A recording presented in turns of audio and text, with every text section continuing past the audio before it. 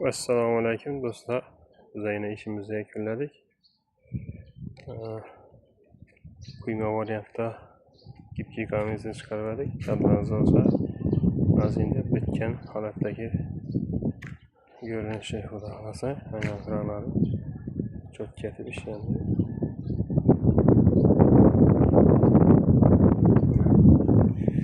Yukarıdaki cayına hafif bir kapattılar. Şöyle görünüyor açık kaldı. Bizden güzel varıcı dostlarımız like'larını patlayacağını ayağımızda gruplarımıza, kanallarımıza adam koşup kalma daha fazla şimdi işlerimizin sizlerle ve hem görüp varımız. Şu telefon numaralarımız evvel gidip özgürgen yok. 97'lik 512 20 89 95'lik 555 06 89 numaralarına telefon bağlanırsa güzel. Şimdi işlerimizi yani sıfatlarla çıkartıyoruz. Bu cayımız 75 kvadrat.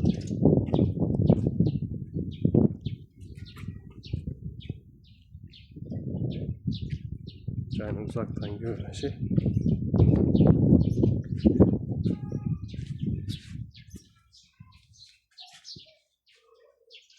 Abone olup kalarsa Allah razı olsun. Sizden videoyu şimdi çırayla çıkartıp varız. Kuyma variantta bir soşnik görüş şeklinde buldu bu. Altıga 24 razmerde.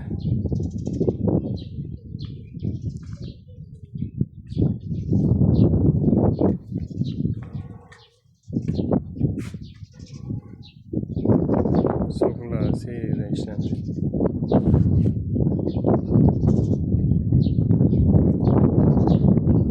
Yukarıdan şimdi kefat olmalı ya.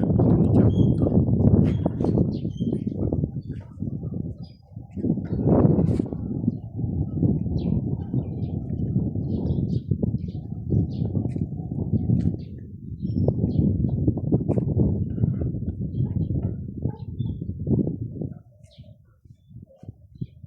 Sağ selamet bizdeki yaşa devam edin.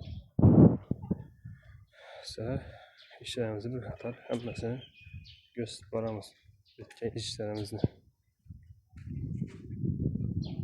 Engel çeksiz imkan sizlere takip edip bu da halası.